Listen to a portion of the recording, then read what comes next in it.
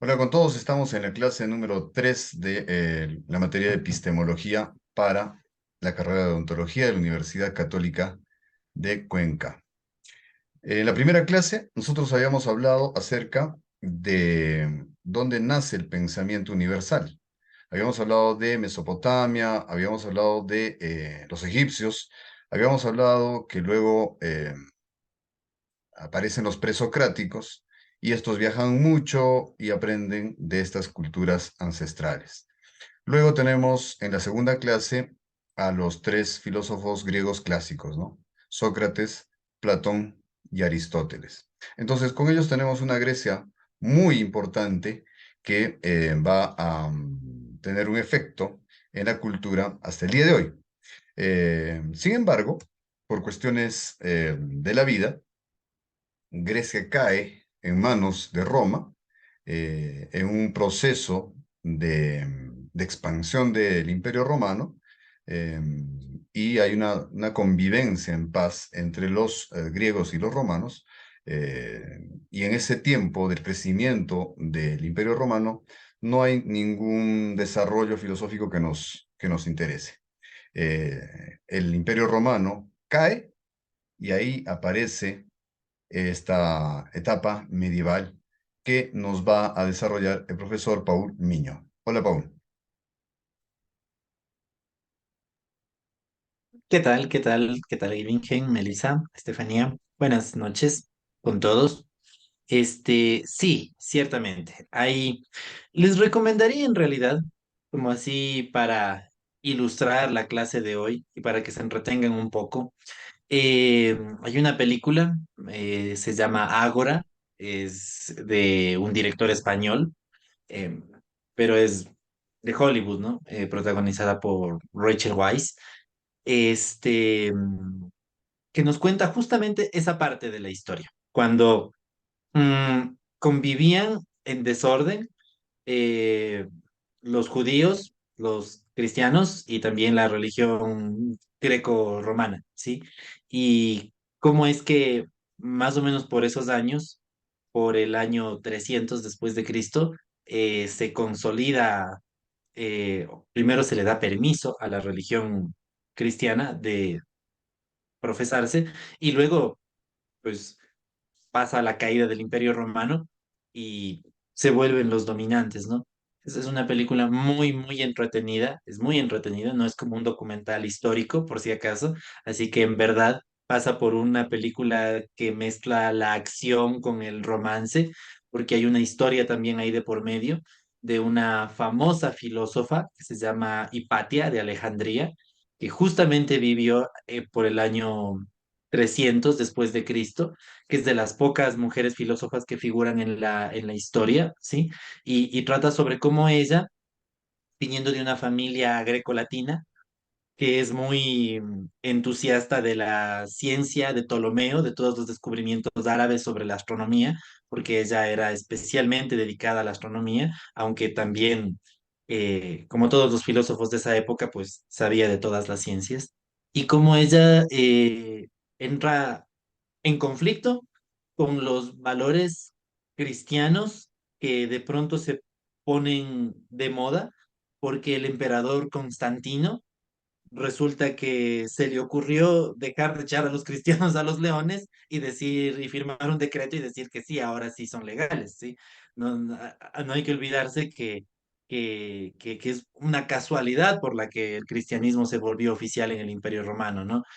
Cuenta la anécdota que la mamá de Constantino tenía una sirvienta que sabía irse a estas reuniones de escondidas de los cristianos y pues que en algún momento ella le habló a esta señora, la madre de Constantino, de que esta religión realmente llenaba el espíritu de las personas afligidas y que no era como los dioses romanos o griegos, ¿no es cierto? Como Zeus, Poseidón, ¿no es cierto? O Júpiter, que pues, eran como que inertes, ¿no? No lograban nada, así que les llevó a una reunión. Justo cae el ejército romano, capturan a todo el mundo. Por ahí la señora, obviamente, para liberarse, termina confesando que es la madre del emperador y entonces ante el asombro de todos, el emperador no termina con otra opción que o mandar a su madre a los leones o decir que el cristianismo iba a ser también una religión aceptada. Recordemos que en el Imperio Romano el judaísmo ya era aceptado, ¿no? Entonces, y la religión musulmana también ya era aceptada, solo los cristianos eran perseguidos. Así que, bueno, así es como comienza esta época de la historia, que es muy interesante. Y como les digo, es muy interesante también ver la película. eh, Van a entretenerse mucho y van a darse cuenta de cómo desde los orígenes del cristianismo hay estos problemitas que tuvo la religión cristiana durante todos los 1000 años que duró la Edad Media, con la ciencia y con las libertades, ¿no? Entonces, todo eso a través del personaje de Hipatia de Alejandría, que es un personaje muy importante para la filosofía y sobre todo para el tema de la cuestión de género, ¿no? Es la primera filósofa de la que se tiene documentos, ¿no es cierto? Para saber cómo en realidad, antes de la llegada del cristianismo, sí había la presencia de la mujer en la ciencia. Así que eso, este, como un contexto. De ahí, bueno, entrando en materia, ¿cierto? Vamos a hablar un Cuál poquito es el de primer filósofo que nos interesa en la Edad Media? el que inaugura la Edad Media, Agustín, San Agustín de Hipona, ¿sí? Él literalmente inaugura la Edad Media porque pues él está en el año 300 después de Cristo. Él nace unos años después de lo que muere Constantino. Y claro, cuando Constantino muere es cuando se empieza ya a fracturar el Imperio Romano, ¿cierto? Él nace justo cuando ya el cristianismo ya es legal y está imponiéndose como una religión mayoritaria en el Imperio Romano, porque predicaba este tema del amor a los pobres, ¿no? Las demás religiones siempre se quedaban en el privilegio de los sacerdotes o de las clases dirigentes, ¿ya? Eh, Entonces Agustín viene en esta época a decirnos que en realidad, pues el conocimiento verdadero solamente se puede concebir a través de la iluminación divina, a través de la gracia de Dios. Esa es la única forma de llegar al conocimiento verdadero. La razón A es través de la solamente un fe. accesorio, exactamente a través de la fe.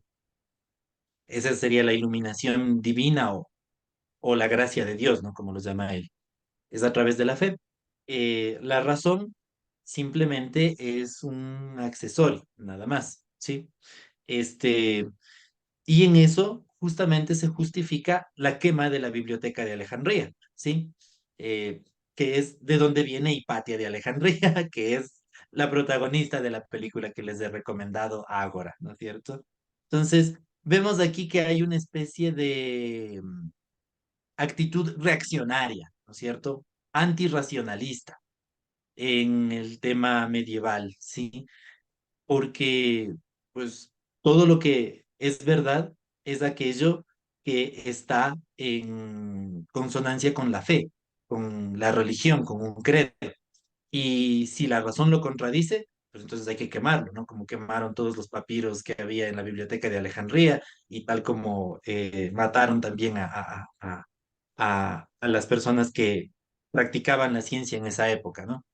Entonces, esa es, creo, la principal teoría, la principal, digámoslo así, aporte de Agustín, ¿sí? Él también critica el mundo de las ideas de Platón porque dice que es un sacrilegio contra Dios, ¿no? O sea, no existe un mundo aparte donde están las ideas perfectas.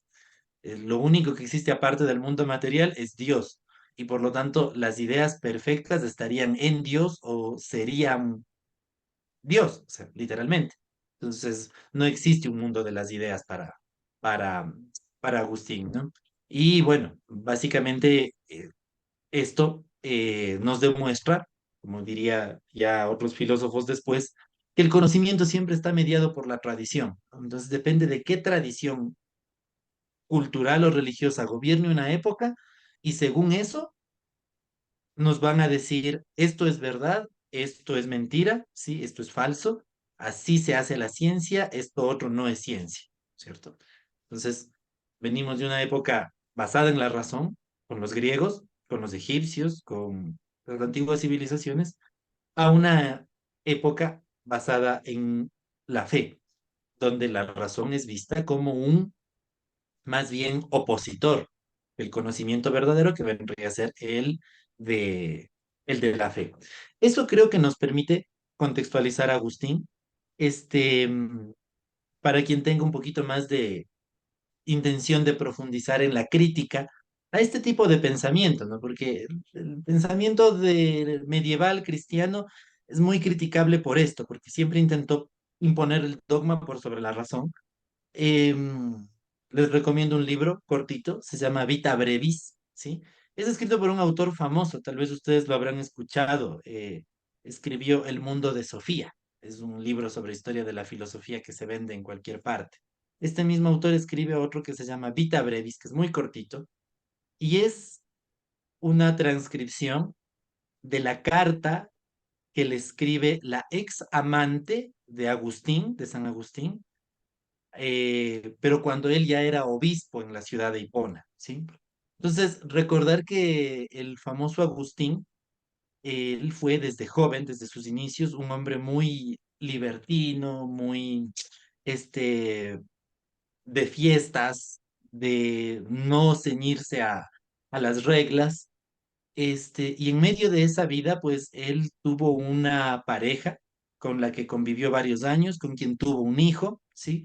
El cual desgraciadamente murió cuando era adolescente.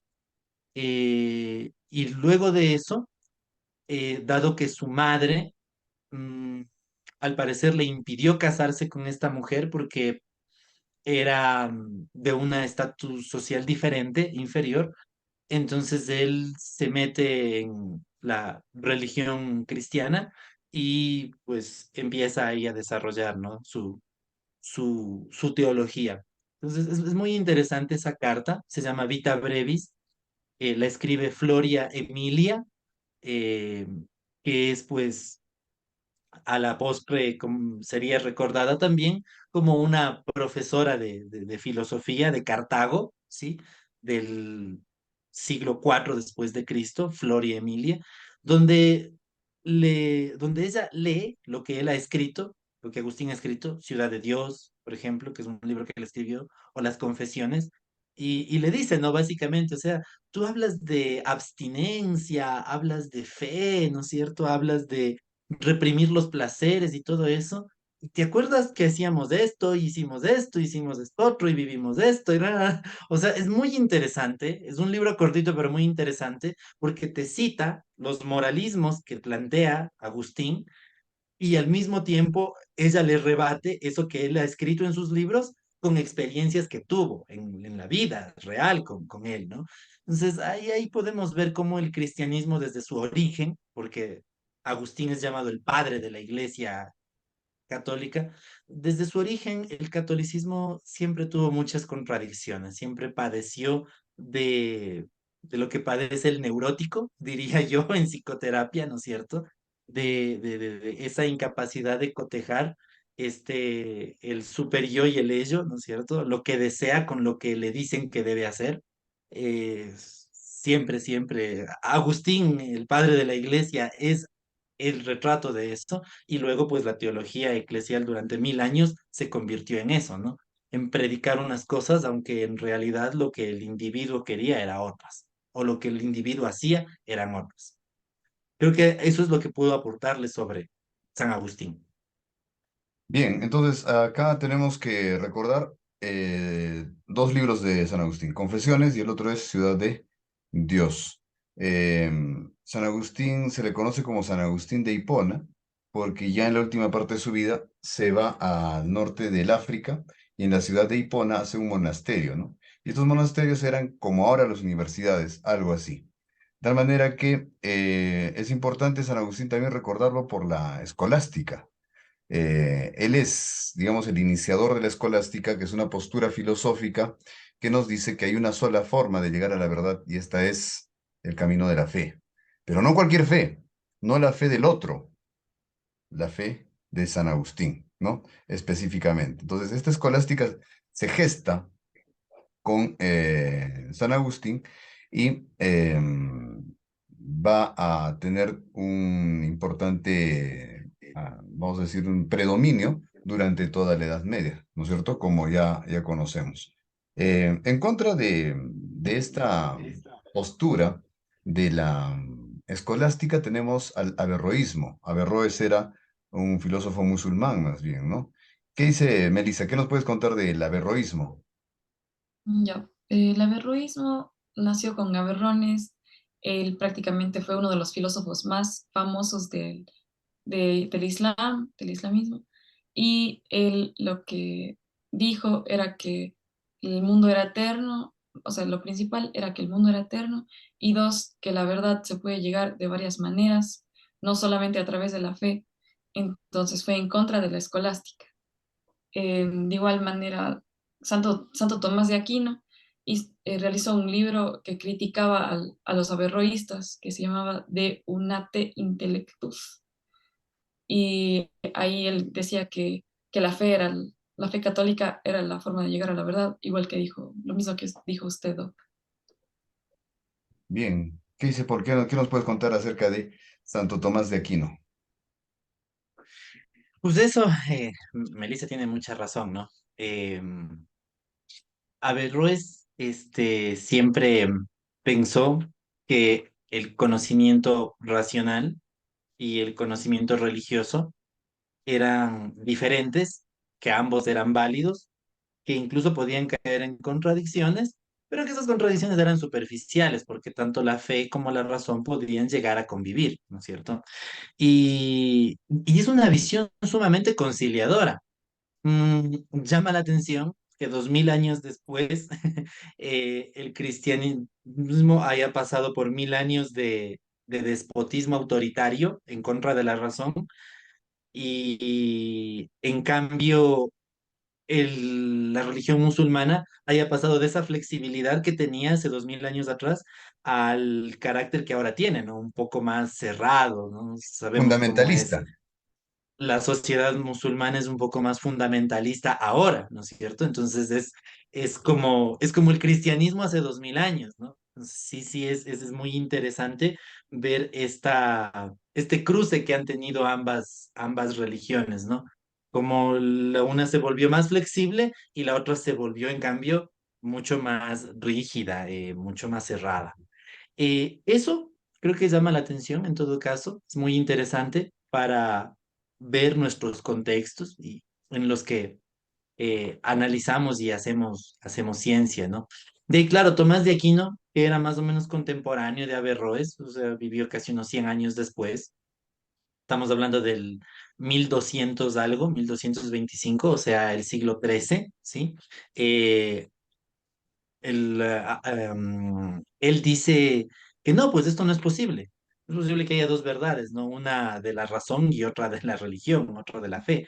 Él dice que eh, la fe está para corregir a la razón, ¿no? Entonces, eh, Tomás de Aquino critica, como dijo Melissa, mucho el tema del averroísmo y él más bien va hacia Aristóteles, ¿no? Se le conoce a Tomás de Aquino por haber agarrado algunas de las categorías de Aristóteles y haberlas adaptado a la religión cristiana. Sí, ese se le Perdón, conoce como su... perdón, un comentario, ¿no?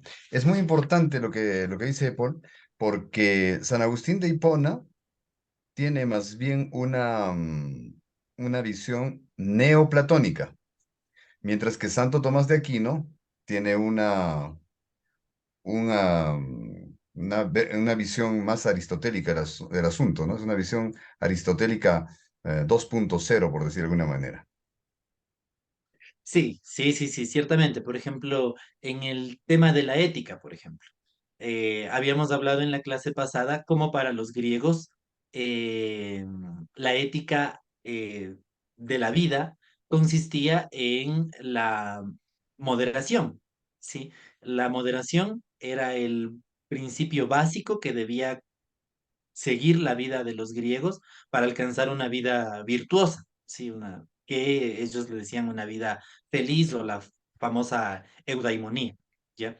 Entonces, claro, por ahí va Tomás de Aquino, dice, ¿no? Entonces, sí, o sea, lo que propone el cristianismo también es eso, o sea, la moderación. Para tener una vida virtuosa hay que ser moderados. Agustín la llamaba la continencia, pero se refería más bien a otra cosa. En todo caso, sí, por ejemplo, ese tema de la ética aristotélica, ¿no? La noción de causalidad, por ejemplo, en Tomás de Aquino son muy famosos sus 5 argumentos para comprobar la existencia de Dios, ¿sí? Uno de ellos es la causa incausada, ¿no es cierto?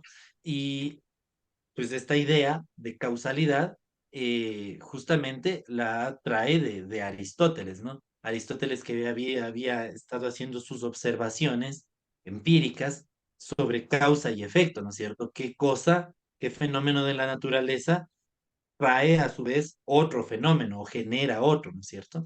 Entonces, este tema de las causalidades también es muy aristotélico y lo utiliza Tomás de Aquino.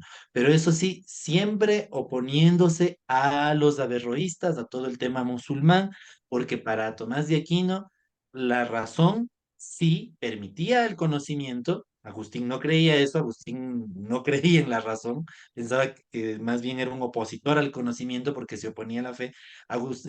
Aquino, en cambio, dice que sí, la razón sí permite adquirir un conocimiento, pero que éste es ampliado, es corregido, es mejorado o perfeccionado por la fe. Entonces, siempre se subordina la razón a la fe, la filosofía a la religión, la ciencia a la religión. El averroísmo no creía en eso, no creía que eran dos instancias, pues, separadas, independientes. Estefanía tiene una Oh, pregunta. sí, Paul, ¿cuál es el libro más importante de ¿Tanto Tomás? De Tomás de Aquino? Ajá, ¿cuál es el libro más importante? A ver, Mejor dicho, ¿cuál va a bueno. ser la pregunta de examen? El que deberían leer para el examen. No, el libro en el que desarrolla realmente todo esto es la Suma Teológica, así se llama, Suma Teológica. Es el libro en donde pues, desarrolla sus teorías más importantes, ¿no? Eh, Algunos manuscritos de él se han perdido, ciertamente, pero es en la Suma Teológica donde se desarrolla tanto la adaptación de Aristóteles a la religión cristiana como la crítica a los averroístas musulmanes, ¿sí? Y en este punto te recomiendo bastantísimo, para que no te leas ese libro porque es bastante gordo y pues un poquito tedioso, la película El nombre de la rosa, ¿sí? Que es de hecho basada en una novela que también es muy famosa, El nombre de la rosa. Si es que puedes leerte la novela mejor. Pero si te ves la película también vale, El nombre de la rosa, donde justamente estamos en un monasterio del siglo XIV, ¿sí? De la época de Tomás de Aquino. Justamente Aquino está ahí en boga, es el popstar de la época, ¿no? De la iglesia cristiana. Y pues ahí hay una historia muy interesante sobre un libro perdido de Aristóteles que aparentemente alguien lo encuentra, ¿no es cierto? Y que estaría poniendo en peligro toda la teoría de Aquino, de Tomás de Aquino, toda su filosofía, donde logró armonizar el pensamiento aristotélico con el pensamiento cristiano, ¿sí? Entonces, es muy, muy interesante porque ese libro perdido de Aristóteles es su libro de la risa, ¿sí? Y entonces, pues ahí ya te imaginarás por dónde va el asunto, ¿no? El tema de la risa, la diversión, el juego, el ocio, el placer y todo eso, y cómo esas cosas, pues el tema de la Iglesia Católica no lo veía precisamente bien. Entonces, es una historia policíaca, es una novela policíaca de crímenes y de personas que investigan. Ahí hay un personaje que es como Sherlock Holmes, o sea, la película es buena, el libro es mucho mejor, así que también pues recomendadísimo para quien quiera tener una idea de esta época un poco posterior, ¿no? Ya tenemos 2 recomendaciones para hacer un resumen de esto, del inicio y el clímax de la filosofía medieval. Bien. En, en la Edad Media, que también se le conoce como el oscurantismo, por esa preponderancia que toma la teología encima de la ciencia, encima de las ciencias naturales, por ejemplo, ¿no? Entonces, es un momento que la teología asume un protagonismo en el conocimiento y todo lo verdadero tenía que pasar por la visión teológica, ¿no? Esto hace que la episteme de ese momento sea mágico-religiosa. Tanto así que las explicaciones del mundo tenían que ser teológicas y la forma de pensar y la forma de actuar tenía que estar concordante con la fe cristiana. Ese es un momento, como les digo, en que la teología subordina a la ciencia y a la filosofía y se pone más importante que las dos. Tanto así que en el ámbito ontológico hay un santo que se llama San Cosme, a quien se le tenía que rezar para que te pare el dolor de muela, ¿no? Entonces, todos los odontólogos sabemos que las muelas empiezan a doler a las 8:30 de la noche, más o menos. Cuando tú ya cerraste el consultorio, ahí empiezan a doler, ahí empiezan a doler las muelas. De tal manera que 8:30, 9, empezaba la gente, pues, con el dolor de muela y la hinchazón a rezar y más o menos, según las averiguaciones que yo he hecho, eran más o menos como 1.000 Padre Nuestros que había que rezarle a San Cosme para que pueda dejar de dolerte la muela, ¿no? Y efectivamente, cuando estabas en el Padre Nuestro 700 más o menos, ya la muela dejaba de doler. En ese entonces, el pensamiento mágico religioso hacía creer que dejaba de doler la muela por una cuestión mágico religiosa. Ahora nuestros amigos endodoncistas nos han informado, sabemos, que la muela deja de doler en ese tiempo porque pues ha habido ya una necrosis de la pulpa, ¿no? Se murió el nervio, entonces ya dejó de doler. Pero eso es más o menos como el golpe de 1 de la mañana, cuando ya te deja de doler, ¿no? Entonces, ese es el momento en que la teología se pone por encima de las otras disciplinas y explica el mundo y también comanda la forma de actuar de las personas. Yo creo porque deberemos cerrar la Edad Media con San Anselmo. ¿Qué dices? Sí, sí, sí, ciertamente es uno de los tantos pensadores de la Iglesia Católica, ¿sí? Él escribió ahí un ensayo que se llamaba De Veritates, o sea, sobre la verdad. Y bueno, él llama la atención porque dice que pues, él plantea una teoría de la verdad como correspondencia con la realidad, es decir, hay una verdad objetiva que es aquella donde lo que uno dice se corresponde con la realidad, es una especie de empirismo, ¿no? Y por otro lado dice hay una verdad subjetiva que se refiere más bien a una convicción o certeza interior del sujeto, ¿sí? De que lo que está diciendo es verdadero. Entonces, San Anselmo dice que la verdad subjetiva es la que te permite acceder a el ser de las cosas, ¿no es cierto? Esas convicciones que tienes, que no las puedes demostrar en la realidad, pero que sientes que son verdad, ¿no? Y bueno, ahí entra también el tema de la creencia, de la fe, ¿no es cierto? La fe en Dios, la creencia en Dios. Y a partir de ahí, de hecho, San Anselmo también plantea un argumento que él llama el argumento ontológico de que Dios sí existe, ¿sí? Porque una de las cosas que hicieron estos filósofos medievales, Aquino, Anselmo, Tomás de Aquino y San Anselmo, fue tratar de demostrar por medio de la lógica que es posible la existencia de Dios, ¿sí? Entonces era parte del trabajo del filósofo medieval en todo caso, ¿sí? Y sí, ciertamente, como decía Ebbingen, aquí en las ciencias, incluso las naturales, se supeditaron pues a la fe. Y por eso es que mandaron a Copérnico a la hoguera, por haber dicho que la Tierra no es el centro del universo, sino que gira alrededor del Sol, ¿sí? Entonces, pues ciertamente estamos en esa época de oscurantismo medieval donde incluso los descubrimientos empíricos eran primero sometidos a el escrutinio de la Biblia o de los teólogos, y si no, pues eran rechazados, ¿no? Creo que con eso podemos cerrar el tema la, de la Edad Media. Recordemos que en plena Edad Media es cuando llega la conquista a América y estas ideas de las que estamos hablando ahora, esto que hemos hablado de Agustín, de Anselmo, este tipo de pensamiento de Tomás de Aquino, ¿no es cierto?